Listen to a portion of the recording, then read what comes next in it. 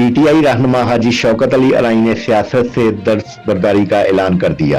9 मई के वाकयात में मुलव्वस अफराद के खिलाफ सख्त कार्रवाई का मुतालबा। तफसीलात के मुताबिक पीटीआई रहनुमा और सदर राइस मिल्स एसोसिएशन बुचे की हाजी शौकत अली अलाई ने अपने फैमिली मेंबरान के हमरा अपने दफ्तर में मीडिया नुमाइंदान से गुफ्तगू करते हुए कहा कि वो उम्रा की अदायगी के सिलसिला में सऊदी अरब में थे कि 9 मई को पाकिस्तान में अफसोसनाक वाकयात रूनुमा हुए, जिनमें सरकारी अमला, फौजी तंसीबात और शोहदा की यादगारों को नुकसान पहुंचाया गया, जिनकी हम शदीद अल्फाज में मजम्मत करते हैं। इन वाकयात में मुलव्वस तमाम अफराद को सख्त से सख्त सजा मिलनी चाहिए। उन्होंने कहा कि वो काफी अरसा से कारोबारी मसरूफियात और सेहत के मसाइल की वजह से किसी भी सियासी सरगर्मी का हिस्सा नहीं थे। आज 9 मई के वाकयात के खिलाफ मैं और मेरी फैमिली मेंबरान बतौर एहतजाज पाकिस्तान तहरीक इंसाफ और सियासत से मुकम्मल दस्तबरदारी का ऐलान करते हैं और आइंदा हमारा किसी भी सियासी जमात के साथ कोई तल्लुक नहीं है।